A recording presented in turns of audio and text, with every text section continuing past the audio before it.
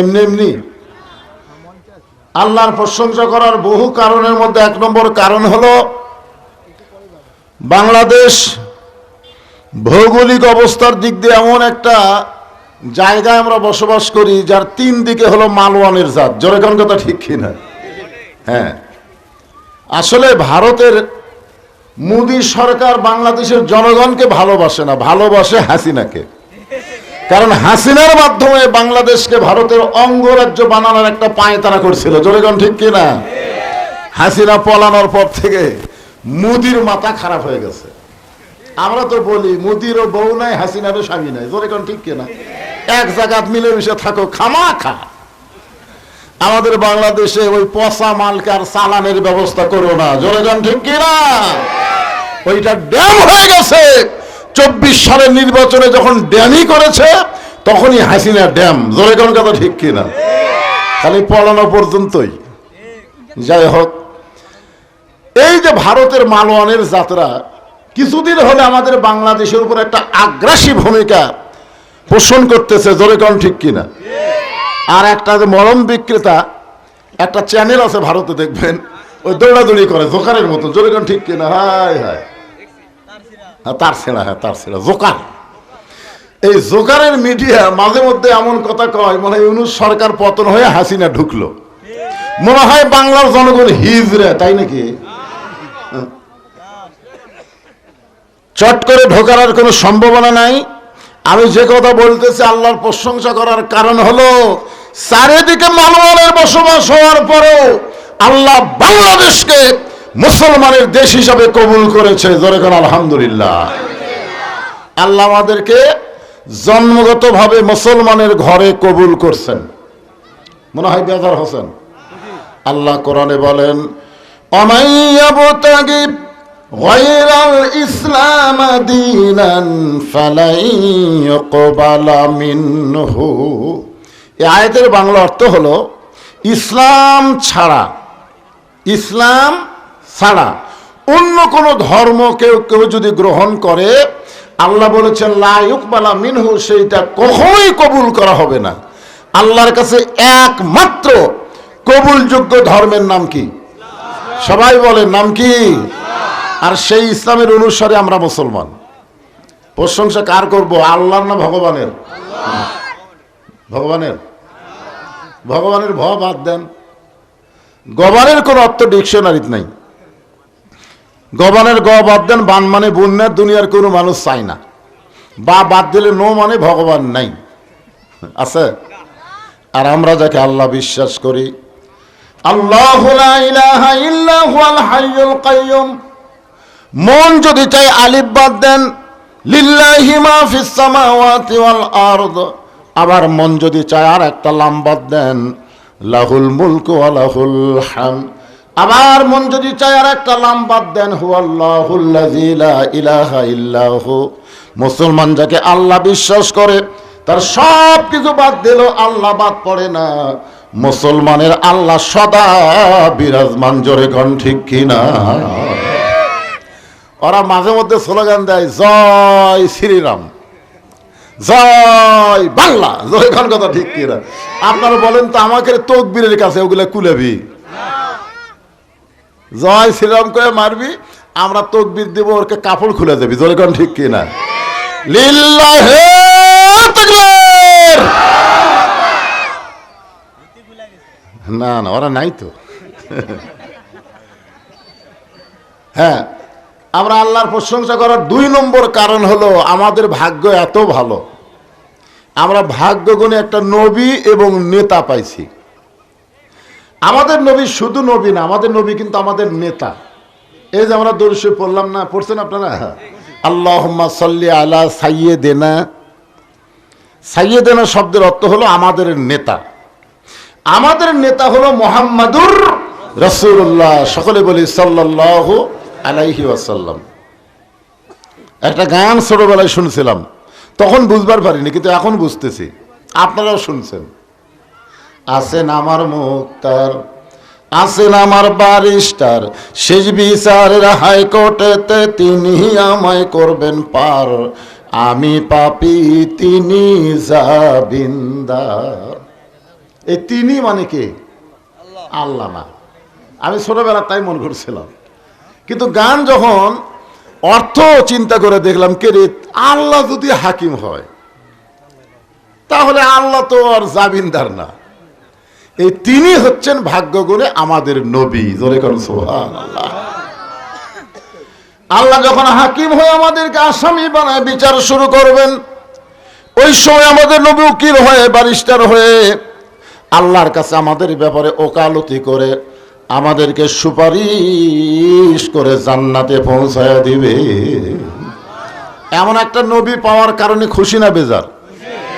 আসেন, আল্লাহর প্রশংসা করার এই শেষ কারণ, বহু কারণের মধ্যে আজকে আমার আলোচনার 3 নম্বর কারণ হলো যে কোরআন থেকে আপনারা তাফসির শুনবেন।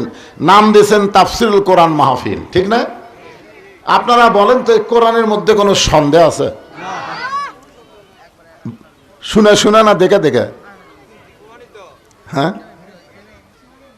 সমস্যা হলো কি জানেন, বাংলাদেশের মুসলমানেরা হুজুকা বাঙালি, যাই বলে আইরে সেই দিকে যাই রে, বোঝা শোনা নাই রে। এখন কে ডাকতেছে এটা দেখা লাগবে তো। শয়তানের ডাক, আল্লাহর ডাক, এই দুটো বোঝার দরকার আছে না নাই? যেরকম আছে না নাই? হ্যাঁ, এখন আমরা সকল আলেম ওলামা আপনাদের সামনে বলে দিয়েছি, যালিকাল কিতাবুল লা রাইবা ফিহি হুদাল লিল মুত্তাকিন। এটা এমন একটা কিতাব যার মধ্যে কোনো সন্দেহ, সবাই বলা লাগবে, সন্দেহ নাই। এখন আপনাদের কাছে আমি জানতে চাই, যেই কোরআন আল্লাহ সন্দেহ মুক্ত আমাদেরকে দিলেন, কি জন্যে? ওয়াজ শোনার জন্যে? কি জন্যে? হুদাল লিল মুত্তাকিন, মুত্তাকি বান্দাদের জন্য জীবন ব্যবস্থা স্বরূপ আল্লাহ তাআলা এই কোরআন আমাদেরকে দিলেন। এখন আপনারা বলেন যে মানুষের তৈরি সংবিধান, মানুষের তৈরি আইন মুসলমানের ইমানের জন্য লাভজনক না ক্ষতিকারক? কথা কয় না, বুঝবার পারেননি। আমাদের বাংলাদেশে যে সংবিধান চলতেছে, বাংলাদেশের কোর্ট কাছারিতে যে আইন চলতেছে, এই আইন কি আল্লাহর না মানুষের? তো আমরা যদি ইমানদার হই, আর কোরআন যদি সন্দেহমুক্ত হয়, আর কোরআন যদি হেদায়েতের ব্যবস্থাপত্র হয়, তাহলে আজ থেকে নিয়ত করতে হবে মানুষের কোনো আইন মানবো না, আইন মানবো একমাত্র আল্লাহর। জোরে বলেন কথা ঠিক কিনা?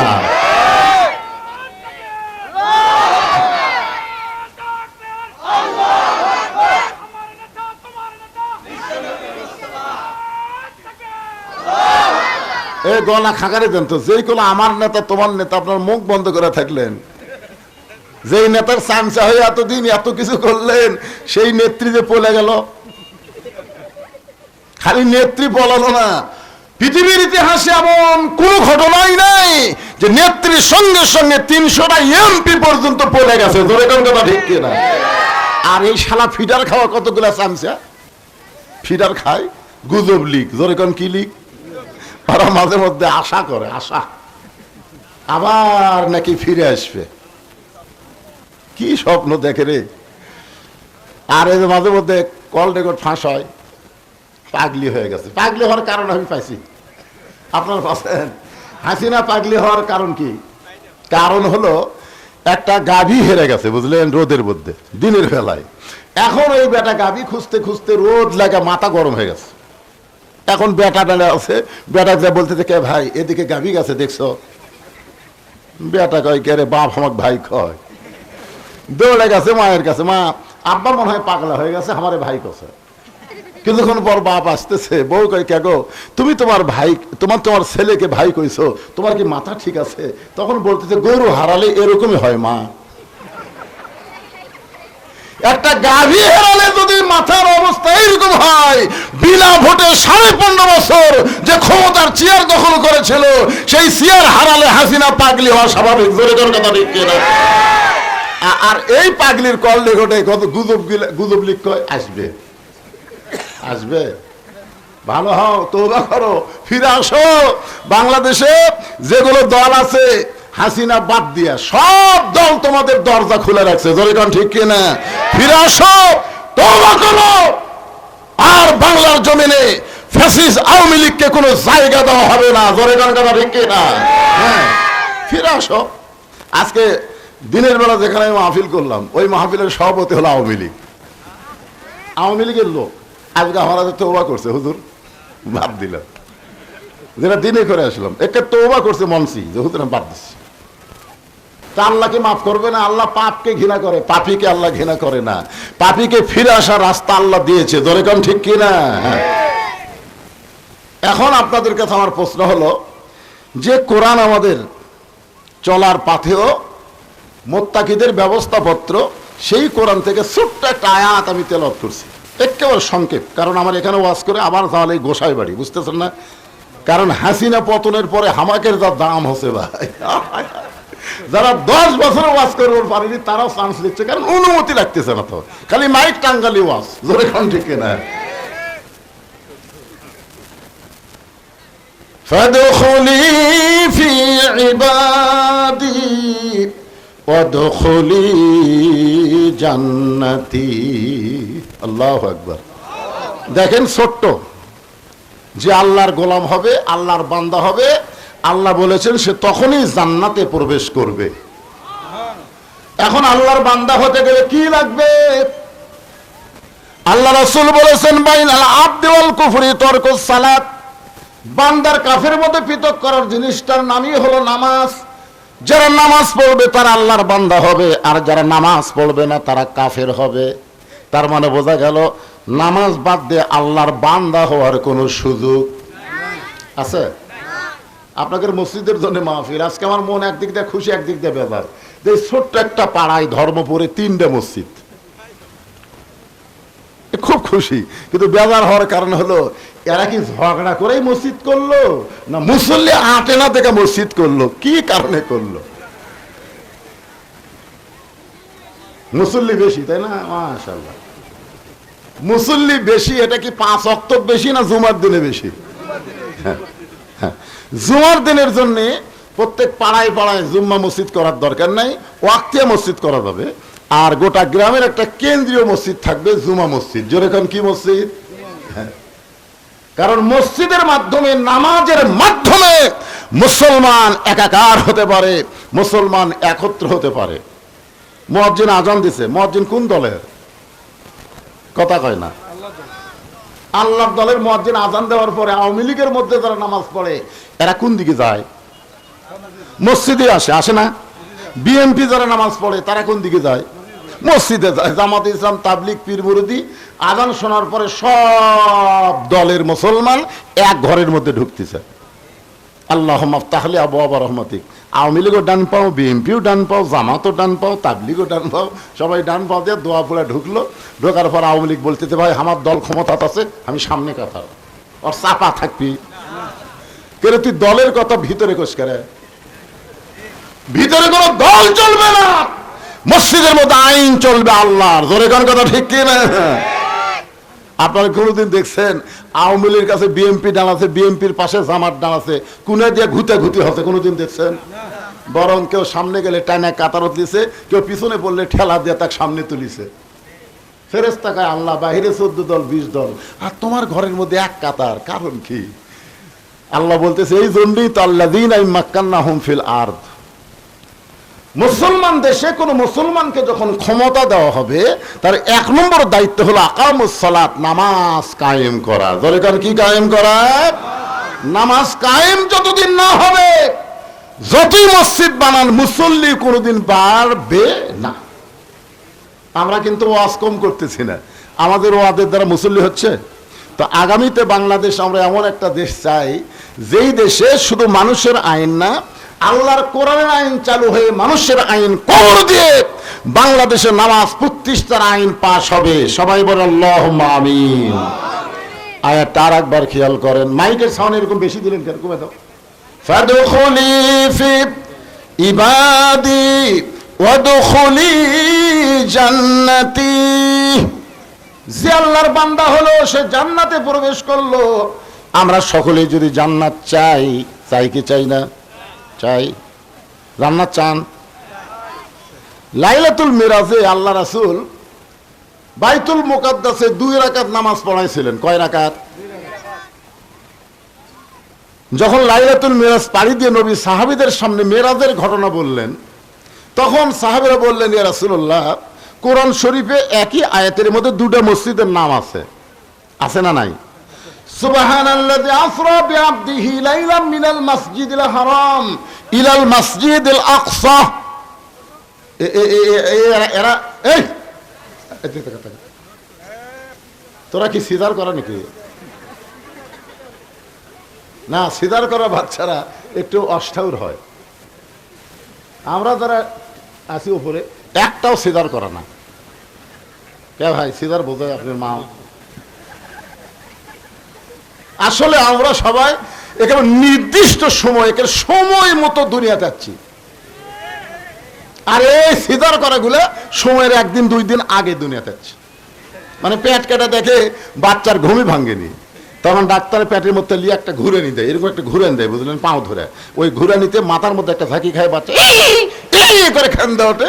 ওই যে মাথার ঝাঁকি খালো, এই ঝাঁকি খাওয়ার কারণে দুনিয়াতে এসে মোবাইল ছাড়া ভাত খায় না, মোবাইল ছাড়া কান্না থামে না, কোনো জায়গায় 5 মিনিট ধৈর্য নিয়ে বসে থাকতে পারে না। এরা হলো সিজার করার কুফল। আপনারা দেখবেন বাংলাদেশে বড় ডাক্তার কোনোদিন তার বউরে সিজার করায় না। আমি যত ডাক্তার আমার ভক্ত তাদের জিজ্ঞাসা করছি, বড় ডাক্তার কয় হুজুর পাগলা আছেন, সিজার করলে মায়েরও ক্ষতি বাচ্চারও ক্ষতি, ডাক্তারের বউ সিজার লাগে না। 2 নম্বর হলো মওলানার বাড়িতে কোনোদিন মিলাদ হয় না।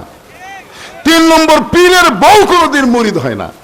আপনারা খেয়াল করে দেখবেন, পীরের বউ মুরিদ না হওয়ার কারণ কি জানেন? যে আমার পীর মাঝে মধ্যে মুরিদের বইয়ের দিকে চোখ মারে, এ লুচ্চার হাতত কে মুরিদ হবে। আর মাওলানার বাড়িতে মিলাদ হয় না। খেয়াল করে দেখবেন আপনাকে এলাকার মাওলানা পরের বাড়িতে পড়ায়, কিন্তু নিজের বাড়িতে হয় না। আর একটা হলো ডাক্তারের বইয়ের কি লাগে না। হ্যাঁ, তোরা যদি সিজার করা হোস তো যা, আর নর্মালি হলে থাক বাবা থাক। দেখছো আবার ঠেলাঠেলি করে, এই আবার ক্যামেরা মারতেছে। হায় হায় রে, বসেন আপনার সবাই এসে সাইজ হয়ে বসেন। যে কথা বলতেছিলাম একটু খেয়াল করা লাগবে। কি বলতেছিলাম মনে আছে? হ্যাঁ, ইন্না নাহনু নাযালনা যিকরা ওয়া ইন্না লাহু লাহাফিজুন। আপনারা সকলেই বলেছেন এই কোরআনে কোনো সন্দেহ। কোরআন নাজিল হয়েছে 1500 বছর আগে। এখন যদি কেউ আপনাদের বলে হুজুর যখন কোরআন আল্লাহ নাজিল করেছে তখন কোনো সন্দেহ ছিল না, কিন্তু এত বছর কোরআনের বয়স হয়ে গেল, কেউ যদি কিছু কম বেশি করে, হ্যাঁ পারবে? যে আয়াত পড়লাম তার অর্থ কি জানেন? আল্লাহ কোরআনকে জিকির হিসাবে নাজিল করেছে, আর কোরআন হেফাজতের দায়িত্ব স্বয়ং কার হাতে? তার মানে বোঝা গেল কিয়ামত পর্যন্ত এই কোরআনের একটা আয়াত, একটা জের, একটা জবর, একটা নুকতা পর্যন্ত কেউ পরিবর্তন করতে পারবে। 3 নম্বর আয়াত হলো অনুনাজ্জিলু মিনাল কুরআনি মা হুয়া শিফাউ ওয়া রাহমাতুল লিল মুমিনিন। আল্লাহু আকবার কর না। আওয়ামী লীগের আল্লাহু আকবার কোনোদিনও হয় না। বিএনপির হুম্মাম কাদের চৌধুরী একবার চিটাগাঙে কছিল, মানে বিএনপির একটা বিশাল শহর, এই কাদের চৌধুরীর বেটা সালাউদ্দিন কাদের চৌধুরীর ছেলে হুম্মাম কাদের, বিএনপির যত লোক সামনে ছিল সবাই বলছে আল্লাহু আকবার। তার মানে বোঝা গেল বিএনপি যদি তাকবীর দেয় আল্লাহু আকবার কথা বলার মানুষের অভাব নাই, কিন্তু দেয় না, দেয় না। আপনাকে বহু মিছিল আমি দেখছি, মাঝে মধ্যে হয়, তা আমার কানত পড়েনি আর কি। না না, হুম্মাম কাদের চৌধুরীটা পাইয়া আমি যে 1 বছর ওয়াজ করছি ভাই। সালাউদ্দিন কাদের চৌধুরী একটা বাঘের বাচ্চাকে জন্ম দিয়েছে, জোরে কার কথা ঠিক কিনা? ওনারে মিথ্যা মামলায় ফাঁসি হাসিনা বিয়ে করেনি দেখে কালকি, এই জন্যই কিন্তু ওনারে ফাঁসি দিছে, জোরে কার ঠিক কিনা? হ্যাঁ, ওনার ছেলে দিয়েছে বাবা মারে। তো এখন কিছু সাংবাদিক, ওই ইঞ্জিনিয়ার কি মাহমুদ ও সিটাঙ্গের, না না না না আপনাদের বিএনপির বড় নেতা পারে ইশরাকলাম, আমির খসরু হয়, আমির খসরু মাহমুদ, ওনার কাছে এক সাংবাদিক বলতেছে ভাই হুম্মাম কাদের যে একটা তকবির দিল এটা, তখন উনি বলতেছে এটা তো হামাকের দলের না।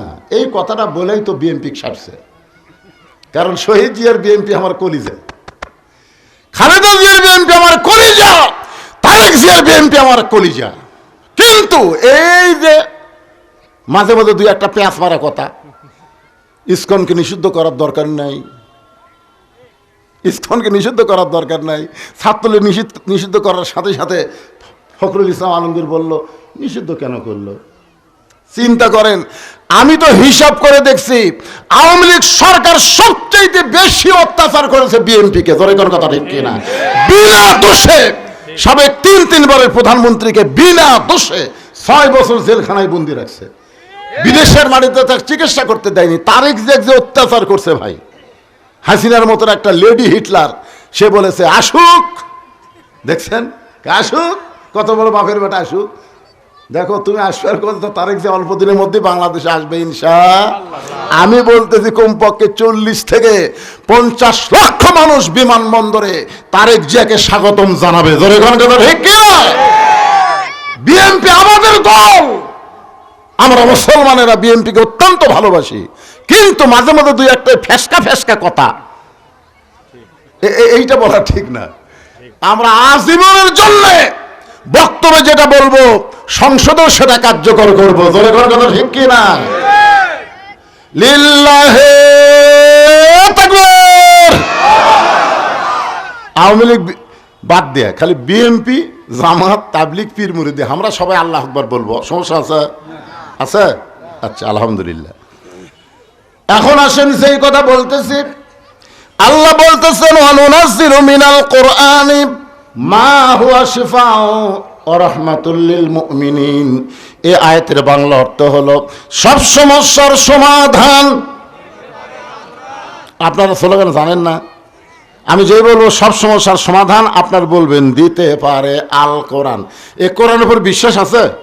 তাহলে সবাই বলবেন সব সমস্যার সমাধান আল কোরআনের আলো। ঘর বাদ দেন তো, কিসের ঘর? আমি যে বলবো আল কোরআন, আপনার বলবেন সব জায়গায় যা আলো। সব জায়গার মধ্যে সংসদ আছে না নাই? হ্যাঁ, এই জন্য আল কোরআনের আলো, কোরআন হাদিস যেখানে, দুনিয়ার মুসলমান লিল্লাহে তাকবীর। এখন আসেন আলোচনায়। রাসূল বলতেছেন বাইনাল আবদি ওয়াল কুফরি তারকুস সালাত, বান্দার কাফের মধ্যে পৃথক করার জিনিসটার নামই হলো নামাজ। তাহলে আল্লাহর বান্দা হতে গেলে 1 নম্বর লাগবে নামাজ। ধরে করে 1 নম্বর কি? আরো ধরে বলেন কি? আমরা যারা পুরুষ মানুষ 5 ওয়াক্ত নামাজ আমরা মসজিদে জামাতের সঙ্গে আদায় করব। আমরা যারা পুরুষ মানুষ খালি জুমার দিনে নামাজ পড়লে হবে না, 5 ওয়াক্ত নামাজ পড়া লাগবে মসজিদে। রাসূল বলেছেন মান তারাকা সালাতু মুতাম্মিদান ফাকাত কাফারা। ইচ্ছা করে একটা ওয়াক্ত নামাজ যারা বাদ দিবে তার অবশ্যই আল্লাহর সঙ্গে কুফরি করলো। আল্লাহর সঙ্গে কুফরি করার কোনো সুযোগ মুসলমানের, জোরে বলেন মুসলমানের, লা সালাতা লা ঈমানা, যার নামাজ নাই তার ঈমান নাই, লা সালাতা লা দীনা, যার নামাজ নাই তার কোনো ধর্ম নাই। আর এই নামাজটা পড়লে হবে না, এই নামাজটা কায়েম করার কথা কে বলেছে?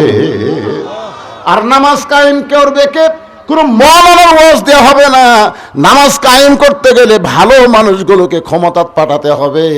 ভালো মানুষ 300 জন আমাদের বাংলাদেশের লাগবে, যাদেরকে আমরা সংসদে পাঠাবো। আর সংসদে গিয়ে তারা নামাজকে কায়েম আকারে বিল পাস করবে। ধরে কোন ঠিক কিনা? ওই মমতাজের মতন গায়িকাকে আমরা সংসদে আর পাঠাবো? ফেরদৌসের মতন নায়ককে আমরা পাঠাবো না। সংসদে যারা যাবে 300 জন ভালো মানুষকে আমরা সংসদে পাঠাবো। 1 নম্বর কারণ হলো নামাজকে কায়েমের বিল পাস করা লাগবে। আমাদের ছেলেগুলো যদি নামাজ পড়ে, তাহলে আল্লাহ কোরআনে বলেছেন ইন্নাস সালাতা তানহা আনিল ফাহশাই ওয়াল মুনকার, একমাত্র নামাজই পারে মানুষকে যাবতীয় খারাপি থেকে বাঁচায় দিতে। আমাদের ছেলেগুলোর হাতে যে মোবাইল আছে রে ভাই, এরা ঘরের দরজা বন্ধ করে দিলে, জানলা বন্ধ করে দিলে, যখন রাত 11টা বাজে মনে করে বাপ মা ঘুমাইছে, এখন ইউটিউবে অশ্লীল ভিডিও দেখতেছে। এরকম ছেলে আছে না নাই? কিন্তু ওই ছেলে যদি 5 ওয়াক্ত নামাজ পড়ে, ওই অশ্লীল ভিডিও আর দেখতে পারবে না। ঘোষণা করেছেন কে? মোবাইল থাকতে পারে কিন্তু খারাপ কিছু তারা গ্রহণ করবে না। আমরা মুরব্বী মানুষ তো ভালো হবই। আমি তো আগে আপনাদের শুনাইছি, যখন হবে চামড়া ঢিল আল্লাহর সাথে দিবে মিল। বুড়া হলে ভালো হবার ছেলে হবে না। সারা জীবন ঘুষের চাকরি করছে, এখন চাকরি যখন চলে গেছে তখন তওবা করতেছে, চাকরি শেষ, এখন তওবা করতেছে, আল্লাহ আমি আর জীবনে ঘুষ খাবো না, আল্লাহ আমি আর জীবনে ঘুষ খাবো না। আর দুই কান্তের দুই ফেরেশতাকে আল্লাহ এই শয়তানের গালত কেটে চড় বসাবো। যতদিন ঘুষের চাকরি করছে ততদিন তওবা করেনি, এখন চাকরি গেছে আর তওবা করতেছে। এখন তো আর ঘুষের চাকরি নেই, খাবি কোত্থেকে? যখন চামড়া ঢিল হচ্ছে তখন 5 ওয়াক্ত নামাজ মসজিদে ধরছে, রুকু সেজদা ঠিক মতো আর করবার পারে না। দুই একজন সিয়ারলে মসজিদে আসে, জোরে কোন কথা ঠিক কিনা? একের মসজিদের মধ্যে সিয়ার ঢুকলে ওই মসজিদের কমিটিকে আল্লাহ বানবি। ওই কমিটি, এই তুই কেমন কমিটি রে? আমার ঘরের মধ্যে সিয়ার ঢোকে, আল্লাহ বলেছেন কুমুলিল্লাহি কানিতিন, দাঁড়াতে হবে আল্লাহর জন্য আনুগত্য নিয়ে, কোন সিয়ারে বসে নামাজ মুসলমানের হবে না। জোরে কোন কথা ঠিক কিনা? সারা জীবন শালা শয়তানি করছে আর বুড়া বসে সিয়াল্লা মসজিদে যাচ্ছে। আপনি জানেন মসজিদে নামাজ পড়তে গেলে কাতার সোজা করা হলো কারিবুল ফরজ। জামাতে নামাজ পড়তে গেলে কাতার সোজা করা কি ফরজের নিকটবর্তী। এখন সিয়ারে বসলে আর পায়ের গোড়াকুটি, আপনার পায়ের গোড়াকুটি। এই জন্য আমি বলবো সরকারি চাকরিও আর নামাজ, নামাজ যেরকম সবসময় পড়া যায় না, সরকারি চাকরি সব বয়সেও করা যায়। তো বলে হুজুর অপারেশন কোথায়? বলে আলী যখন নামাজের মধ্যে দাঁড়াবে ওই সময় তীর বের করা লাগবে, ওই সময়। আল্লাহ রাসূল সেই নামাজের ইমাম, জোরে কোন সুবহানাল্লাহ। আবু বকর হযরত আলীর ডান পাশে, ওমর ফারুক বাম পাশে, আর ওসমান রাদিয়াল্লাহু দ্বিতীয় কাতারে। আল্লাহ রাসূল বললেন, রে জাবের আর হুযায়ফা তোমরা কোথায়? বলে লাব্বাইক ইয়া রাসূলুল্লাহ। নবী বললেন, জাবের হুযায়ফা তোমরা শোনো, আলী যখন নামাজের ভিতরে থাকবে ওই সময় তোমরা তীর টেনে বের করো। আলী যখন নামাজের ভিতরে থাকবে, কারণ নামাজের 3টা রূপ আছে, একটা হলো নামাজের বাহির, একটা হলো ভিতর, আর একটা হলো নামাজের শেষ। নামাজের শুরু, নামাজের ভিতর, নামাজের শেষ। হযরত আলী যখন নামাজে দাঁড়াইলেন, জাবের হুযায়ফা তীর ধরে টান দেয়, আলী পিছন দিকে আসে, আবার ছাড়া দিলে ঠিক মতো দাঁড়ায়। যখন হযরত আলী নামাজের শেষ দেয়, জাবের আর হুযায়ফা দুইজন সাহাবী হযরত আলীর পিঠের উপরে পা দিয়ে এত জোরে হ্যাঁচকা টান মারছে, তীর শুধু বের হয় নাই, তীরের সঙ্গে পিঠের গোস্ত পর্যন্ত ছেয়াইছে।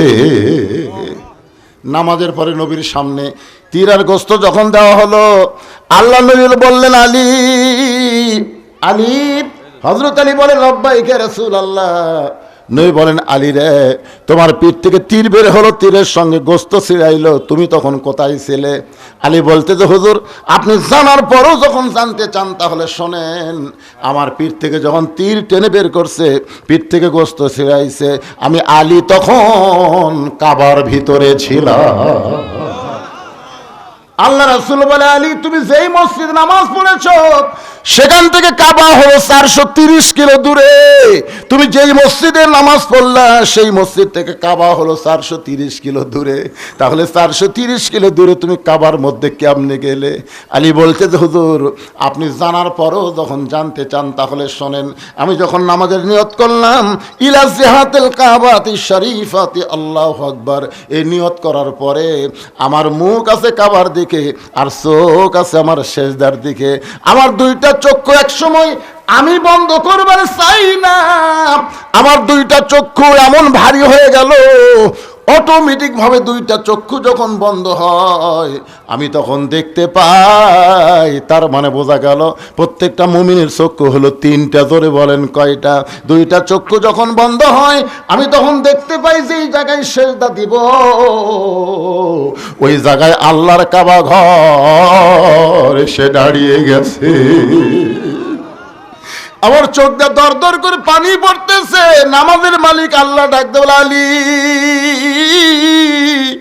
বাতিলের বিরুদ্ধে লড়াই করতে গিয়ে পিঠের মধ্যে তীর ঢুকে গেছে, ওই তীর টাইনাও বের করতে পারেনি। আলী রে, এত কষ্টের পরেও আমি আল্লাহকে হাজার নাদের বিশ্বাস করে তুমি নামাজের মধ্যে দাঁড়াইছ, তোমার নামাজের সাইজ দেখে আমি এত দূরের কাবা শেষ দায় হাজির করে দিলাম, এরপরেও তুমি কেন কাঁদতেছ?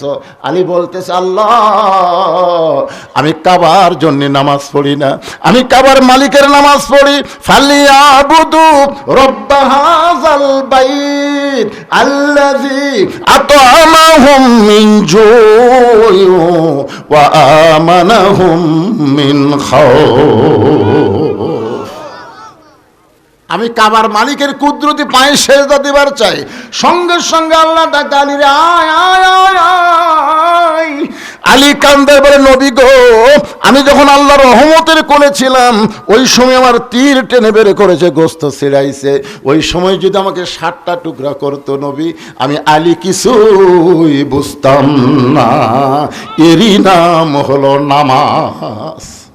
এই জন্যই বলা হয়েছে আসসালাতু মিরাজুল মুমিনিন, নামাজ হচ্ছে মুমিনদের মিরাজ। কেউ যদি একবার নামাজ ধরে গোটা দুনিয়া তাকে দিবার চান আর বলেন এক ওয়াক্ত নামাজ বাদ দে, ও জীবনে নামাজ বাদ দেবে না, গোটা দুনিয়া বাদ দেবে, এক ওয়াক্ত নামাজ বাদ দেবে না। জোরে কোন কথা ঠিক কি না?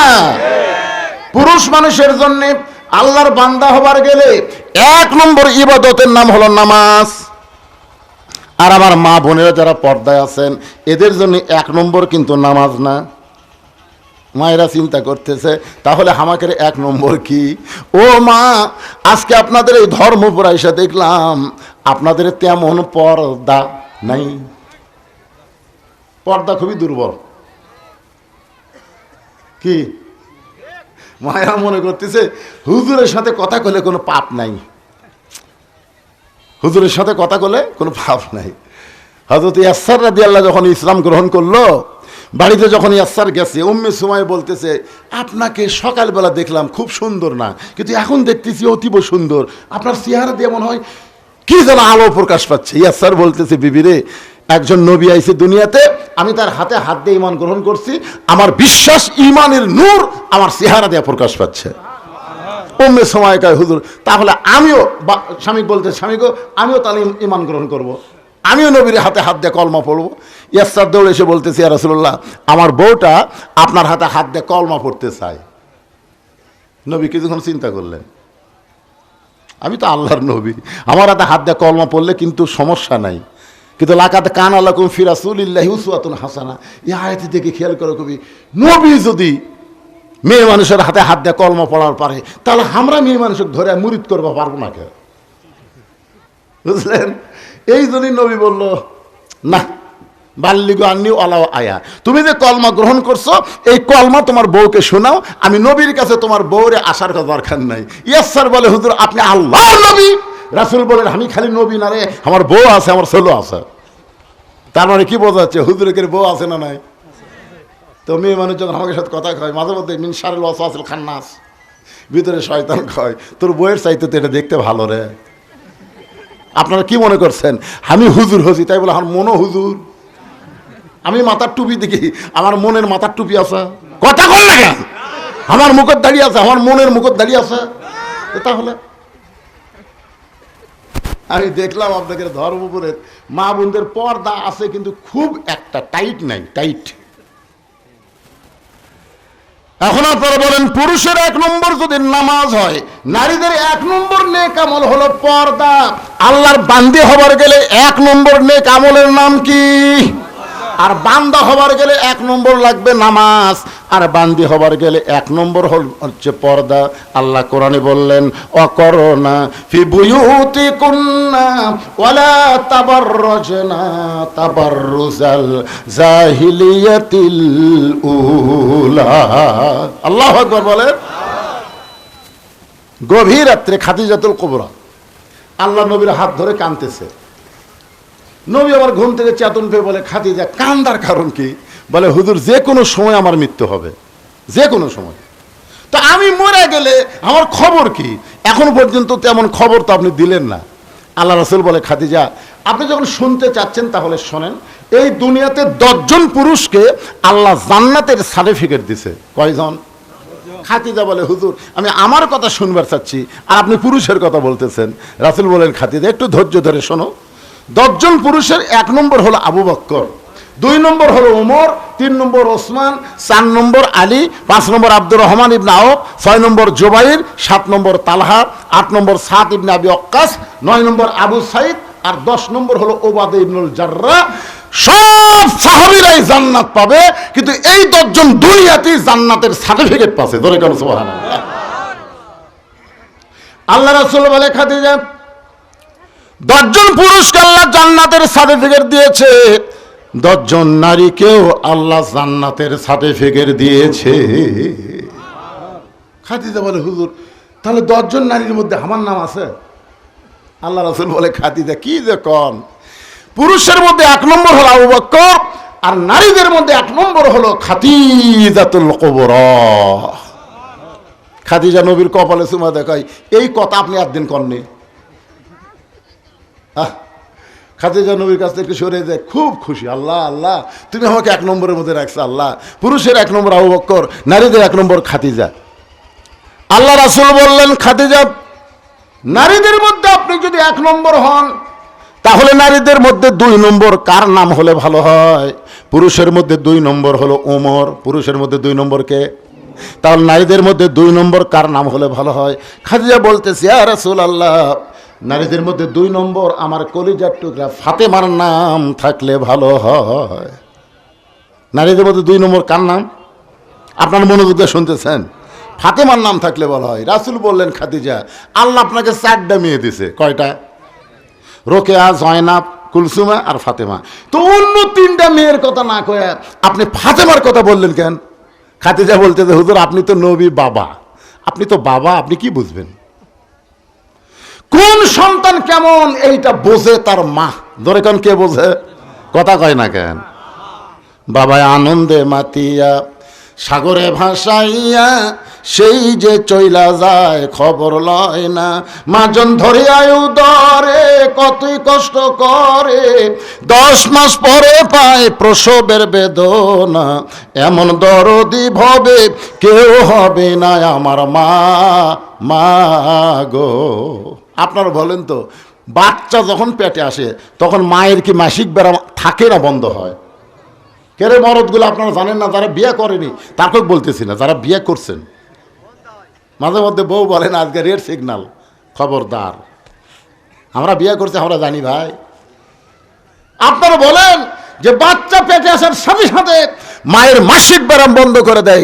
প্রত্যেক মাসে 3 দিন 5 দিন 7 দিন মেয়েদের একটা অসুখ হয়। এই অসুখ হলে নামাজ পড়াও যাবে না, রোজা করাও যাবে না, কোরআন শরীফও স্পর্শ করা যাবে না। জোরে কোন কথা ঠিক কিনা? কিন্তু যেই মাত্র বাচ্চা আসে এই অসুখ আল্লাহ বন্ধ করে দেওয়ার কারণ হলো পেটে বাচ্চা থাকা অবস্থায় মার যেন কোনো ইবাদতের কমতি না হয়, কারণ মায়ের ইবাদতের সাথে আল্লাহ পেটের বাচ্চার একটা সম্পর্ক করে দেয়। ধরে কেন সুবহানাল্লাহ। পেটে বাচ্চা নিয়ে মা রুকুর থেকে সেজদাত গেছে, ফেরেশতা বলতেছে আল্লাহ দেখো তোমার বান্দি পেটে বাচ্চা নিয়ে রুকুর থেকে সেজদাত গেল, সেজদার মধ্যে বাচ্চাদের পেটের মধ্যে একটা চাপ খেলো। আল্লাহ কয় তোরা থাকি থাক। যেই মা পেটে বাচ্চা নিয়ে নামাজ পড়তেছে, এই মা শুধু একা নামাজ পড়তেছে না, পেটের বাচ্চাকেও মা নামাজি বানায় দিচ্ছে। ধরে কেন সুবহানাল্লাহ। এক ছেলে আমারে কয় হুজুর 11 মাস আমার খিদা কম, কিন্তু রমজান মাসে এত খিদা লাগে, কারণ কি? তা আমি বললাম তোর মা বাসে আছে? কয় আছে। মায়ের কাছে যা। কয় মা কেমনি বুক? আর যাস না কেন?